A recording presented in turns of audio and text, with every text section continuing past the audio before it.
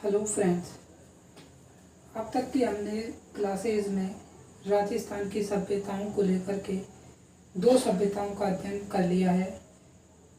हमने आहार सभ्यता और कालीबंगा सभ्यता का अध्ययन कर लिया है।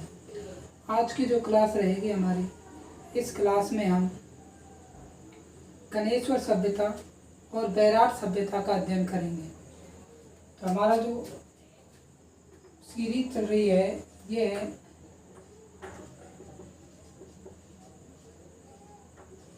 राजस्थान का इतिहास, और राजस्थान के इतिहास में हम पढ़ रहे हैं राजस्थान की सभ्यता।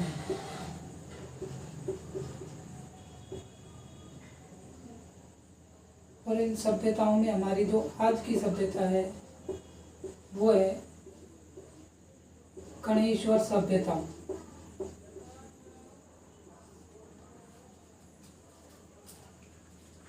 हम हर सभ्यता में अपनी कुछ विशेष चीज़ों की लेकर के चल रहे हैं। जैसे गणेश्वर सभ्यता है तो इसका स्थल क्या है? यदि इसके स्थल की बात करें तो स्थल है सीकर।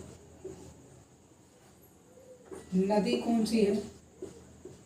नदी है कांतली नदी।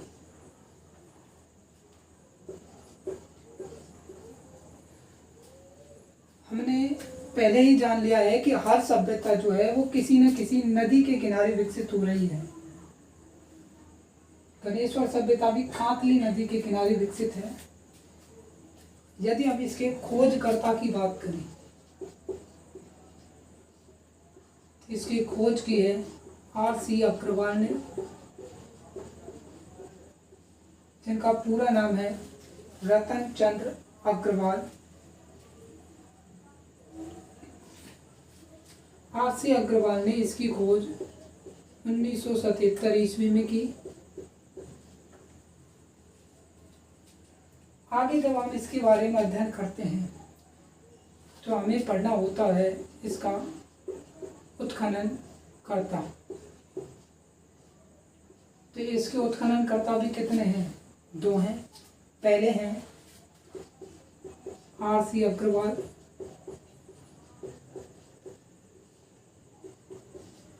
और R.C. अग्रवाल के साथ ही विजय कुमार ने भी इसका उत्खनन करवाया था। विजय कुमार, इन दोनों ने गणेश्वर सभ्यता का उत्खनन करवाया। हम पहले ही पढ़ चुके हैं कि गणेश्वर सभ्यता जो है ये सभ्यता ताम्रयुगीन सभ्यता है।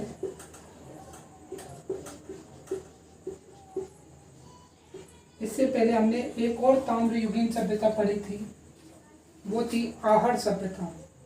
और कालीबंगा सभ्यता हमने इंडस वैली सिविलाइजेशन, सिंधु घाटी सभ्यता के अंतर्गत पढ़ी थी। यहाँ की जो बात करें गणेश्वर में, तो यहाँ से जो हमें प्रमाण मिले हैं उसके आधार पर हम ये अंदाज़ा लगाते हैं कि यहाँ के जो अवशेष हैं वो 2800 ईसा पूर्व के हैं।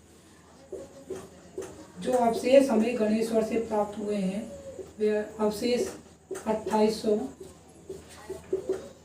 ईसा पूर्व के हैं। ठीक है। यहाँ तांबा जो मिला है, ताम्र सामग्री जितनी भी मिली है यहाँ, ये ताम्र सामग्री 99% शुद्ध है। 99% शुद्ध है। यहाँ से ऐसा माना जाता है कि यहाँ से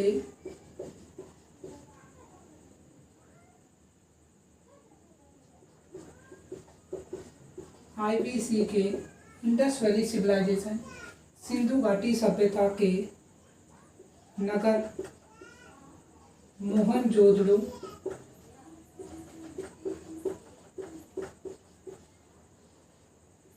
और हड़प्पा,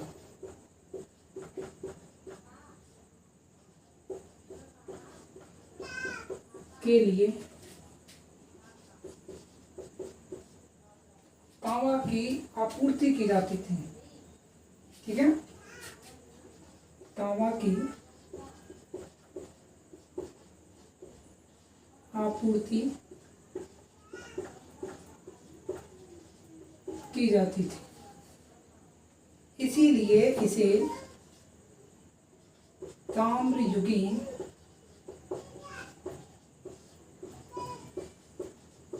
सभ्यताओं की जननी कहा गया है।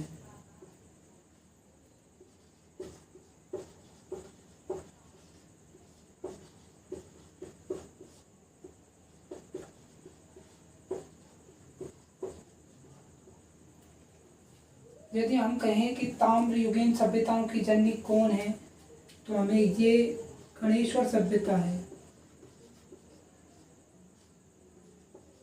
गणेश्वर सभ्यता को ताम्रयुगीन सभ्यताओं की जननी कहा गया है।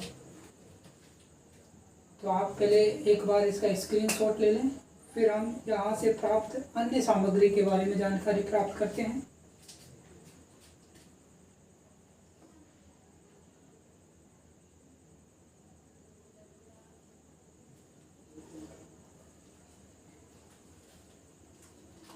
आगे देखते हैं।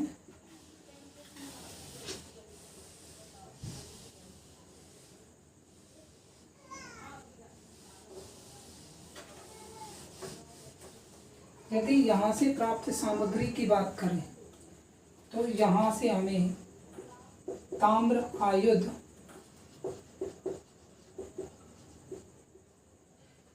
और उपकरण मिले हैं।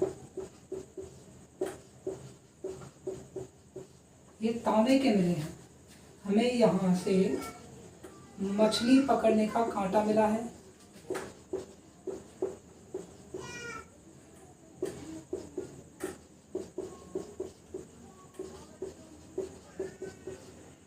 अच्छा मछली पकड़ने के कांटे से हमें क्या पता लगता है कि मछली पकड़ने का कांटा मिला है, अर्थात कि गणेश्वर सभ्यता के जो लोग रहे होंगे, निवासी जो होंगे, गणेश्वर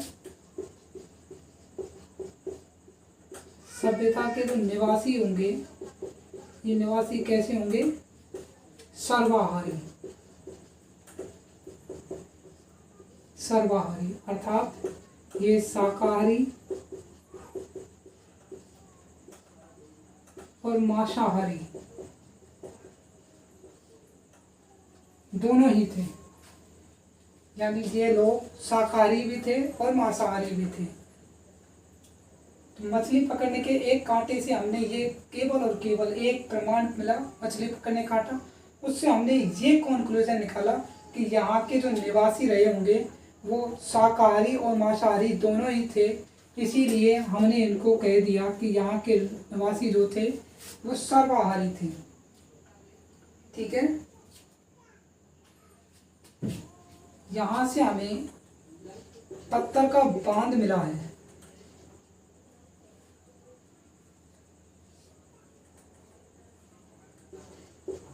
पत्थर का बांध मिला है और पत्थर का बांध मिला है, तो इससे हमें क्या कंक्लूजन निकलता है? तो हम इससे ये कंक्लूजन निकालते हैं कि यहाँ के निवासियों ने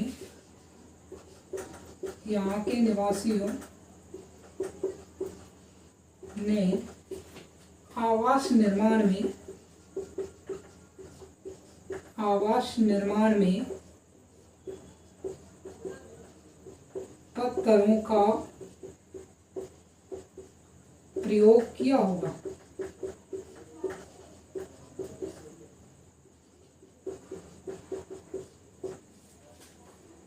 तो यदि हमें पत्थर का बांध मिला है तो हमें जिससे ये कंक्लूजन निकलता है कि यहाँ के निवासियों ने आवास निर्माण में, घर बनाए जो होंगे, घर के निर्माण में इन्होंने पत्थर का प्रयोग किया होगा। ठीक है, पत्थर का इस्तेमाल किया होगा। तो ये जो चीज़ें हैं ये हमें गणेश्वर सभ्यता के बारे में पता चलती है। गणेश्वर सभ्यता जो है ये हमें सीकर से मिलती है। यदि इसके विशेष, अब जैसे अभी 50 जिलों में एक नया जिला बना है तो वह है नीम का थाना।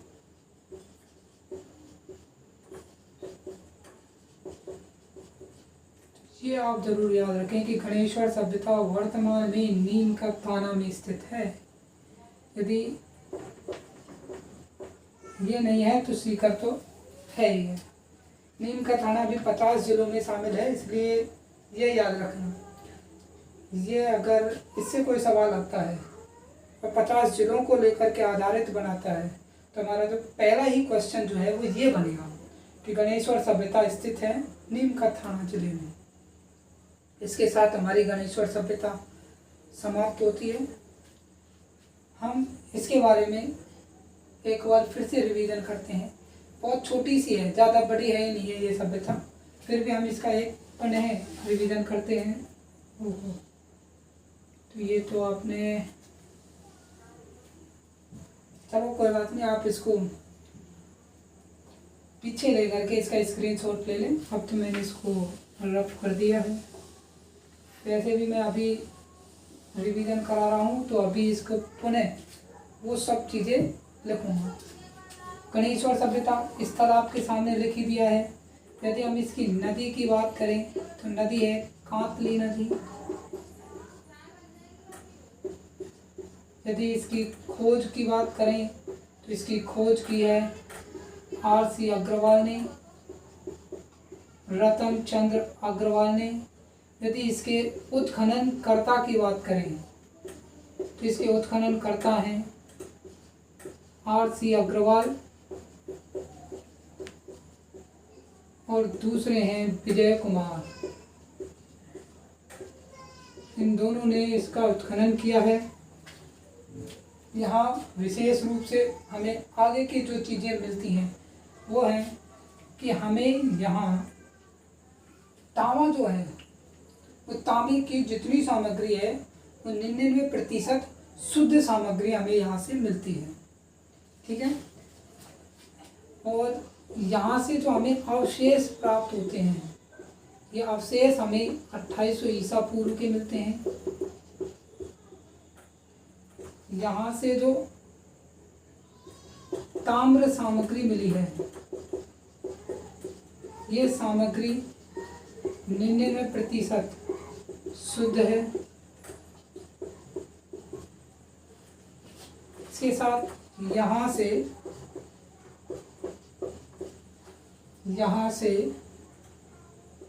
ये सिंधु घाटी सभ्यता के शहर नगर ही लिखना, शहर नगर हड़प्पा एंड मोहनजोदड़ो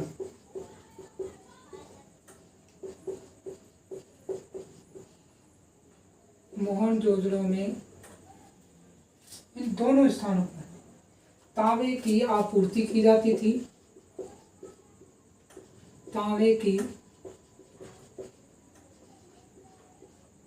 आपूर्ति की जाती थी।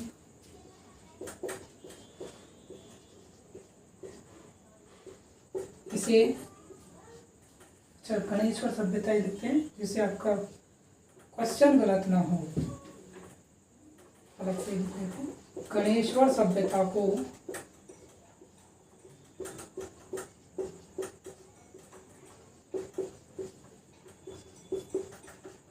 ताम्र युगीन सभ्यताओं की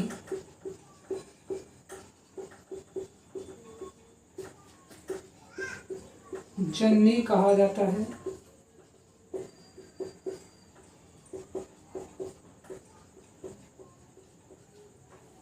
ठीक है, इसके अलावा हमें यहाँ से ताम्र आयुध और उपकरण मिले हैं।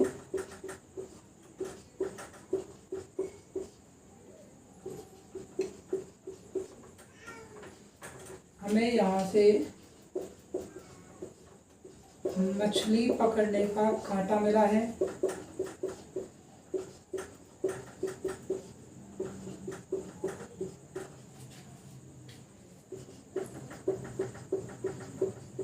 जिससे पता लगता है कि गणेश्वर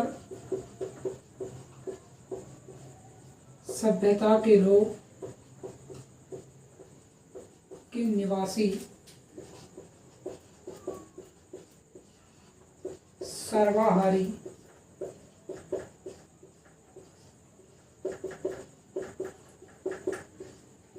शाकाहारी प्लस मांसाहारी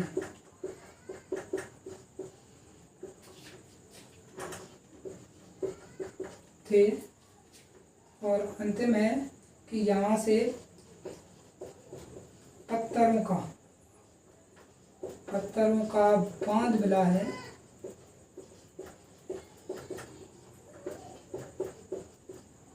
इससे हमें क्या कंक्लूजन निकाला था कि यहाँ के निवासियों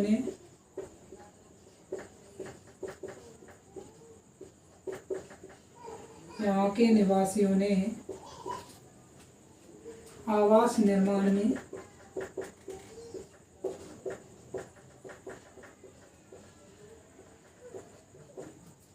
पत्थरों का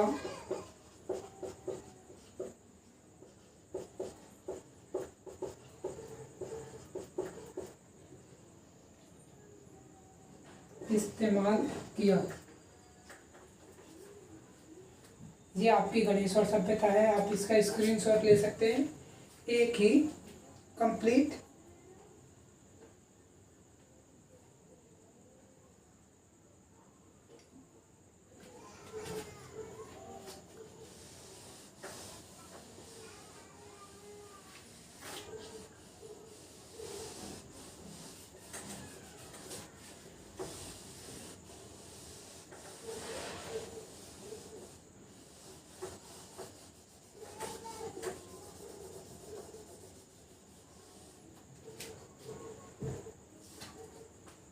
नेक्स्ट जो हमारी सभ्यता है वो है बैराट सभ्यता।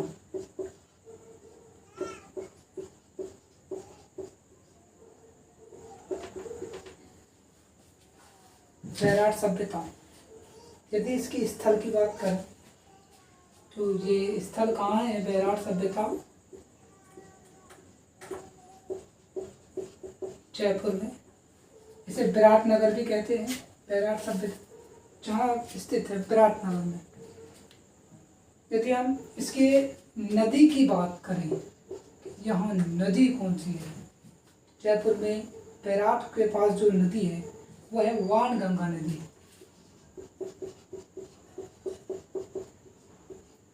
वाणगंगा नदी। बैराट एक इम्पोर्टेंट सभ्यता है, इसलिए हमें इसे विशेष रूप से पढ़ना होगा। जितनी इम्पोर्टेंट कालीबंगा है उतनी ही इम्पोर्टेंट बैराट सभ्यता भी है। हम बैराट के बारे में जब उल्लेख करते हैं तो हमें पहले ये पता होना चाहिए बैराट का उल्लेख महाभारत काल में भी है। महाभारत काल में कैसे है? तो यदि आपको पता हो कि महाभारत काल में बैराट का उल्लेख कैसे होता है, तो पांडवों ने अपना जो अज्ञातवास बिताया था, महाभारत काल में उल्लेख है। और उल्लेख कैसे मिलता है कि पांडवों ने अपना अज्ञातवास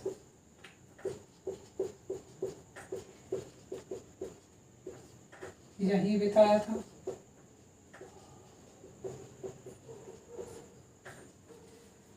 पांडवों का जो अज्ञातवास था वो यहीं बिताया था। अब इसकी पुष्टि कैसे होती है कि भाई इसकी पुष्टि कैसे हो? इसकी पुष्टि होती है भीमतला से। भीमतला से इसकी पुष्टि होती है। अब भीमतला क्या है? भीमतला, अगर आप भीमतला से समझ नहीं पा रहे हैं तो आपको पता होगा कि आप पांडुपुर भर्तरी को तो जानते हो, जहाँ भीम ने गदा मारकर, या जो भी कहानियाँ हैं कि लात मार के, गदा मार के, घूसा मार के, कि वहाँ कैसे भी वहाँ पानी आया, वो भीमतला है। तो भीमतला इसका उल्लेख करती है और बैराट सभ्यता में इसका उल्लेख हो जाता है। और भीमतला अगर है, पांडुपुर भर्तरी मेला भी लगता है, तो यदि भीमतला से इसकी पुष्टि हो रही है तो हमें ये क्लियर हो रहा है कि महाभारत काल में इसका उल्लेख होगा। और महाभारत काल में इसका उल्लेख जो था वो मत्स्य नगर, ये मत्स्य महाजनपद, मत्स्य जो जनपद था उस मत्स्य जनपद में ये आता था। उसकी राजधानी थी बैराठ या विराटनगर। और हमें ये भी पता है कि पांडवों ने अपना अज्ञातवास जो बिताया था ये विराटनगर में बिताया था। तो मत्स्य जनपद की राजधानी है, मत्स्य जनपद की राजधानी विराटनगर थी।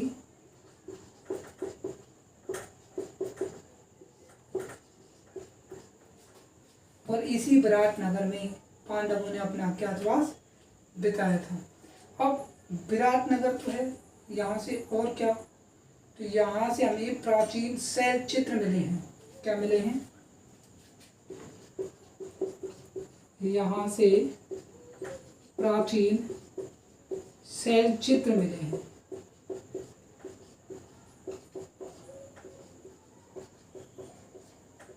शैल चित्र, पत्थरों पर जो चित्र बनाए गए वो शैल चित्र कहलाते हैं। पहाड़ों की गुफाओं में जो चित्र बनाए गए वो शैल चित्र, वो हमें यहीं से मिलते हैं।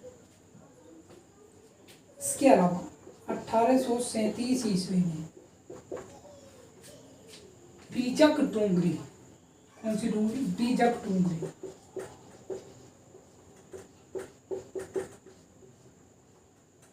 इस बीजक डूंगरी से जो अंग्रेजी कैप्टन था कैप्टन वर्ट को सम्राट अशोक के बौद्ध होने की पुष्टि की।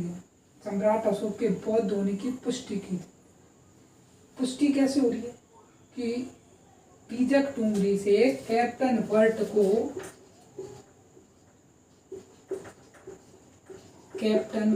को एक शिलालेख मिला, बाब्रू शिलालेख। बाब्रू शिलालेख मिला और इस बाब्रू शिलालेख में लिखा हुआ है कि भाई जो सम्राट अशोक था वो बौद्ध बन गया था। तो सम्राट अशोक के बौद्ध होने की पुष्टि कौन कर रहा है? बाब्रू शिलालेख।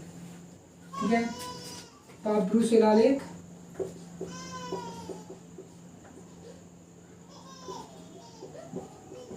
मिला है।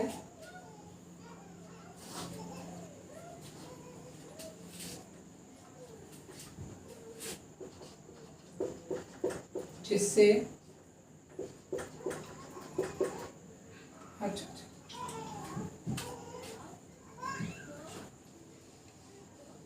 कैप्टन वर्ट को सम्राट अशोक का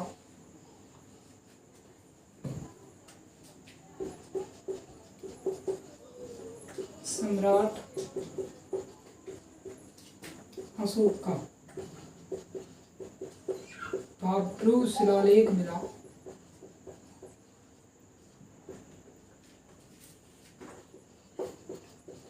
इस शिलालेख से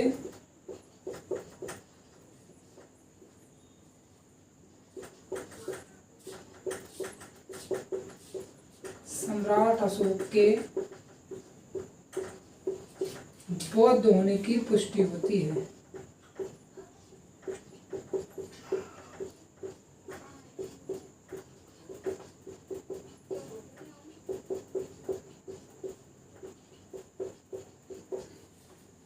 इस शिलालेख से सम्राट अशोक के बौद्ध होने की पुष्टि होती है। ठीक है, अच्छा बौद्ध क्या है? सम्राट अशोक बौद्ध बन गया, इससे क्या भाई? इसके अलावा कुछ और मिला है क्या हमें इस बाब्रू शिलालेख से? इम्पोर्टेंट शिलालेख है, केवल एक ही बात करता है क्या ये शिलालेख?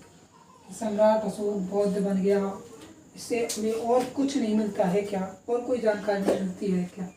तो इसी शिलालेख में इसमें बुद्ध संघ तीसरा धम्म, बुद्ध धम्म संघ, बुद्ध धम्म और संघ, ये थी।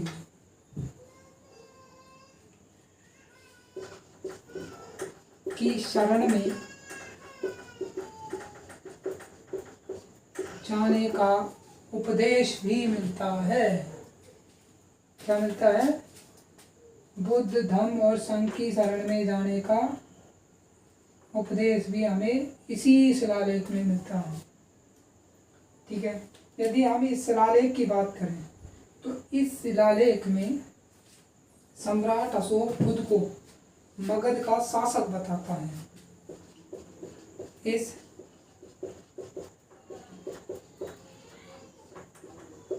शिलालेख में सम्राट अशोक खुद को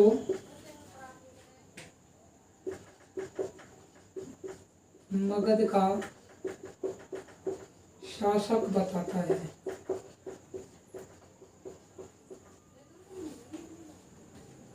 ठीक है, तो ये सब चीजें जो हमने पढ़ी हैं ये सब है बाबरू शिलालेख से। इसकी खोज 1837 में बीजक डूंगरी से हुई। कैप्टन वर्ट ने इसे खोजा था। अच्छा, हमें तो ये चीज़ें हैं, ठीक है, लेकिन हमने अभी तक एक चीज़ की बात ही नहीं की कि वैराट सभ्यता की खोज कैसे हुई, जिसका उत्खनन कैसे हुआ, और इससे संबंधित जो चीज़ें हैं वो चीज़ें कहाँ हैं, हमने उनमें से एक भी चीज़ का अध्ययन नहीं किया।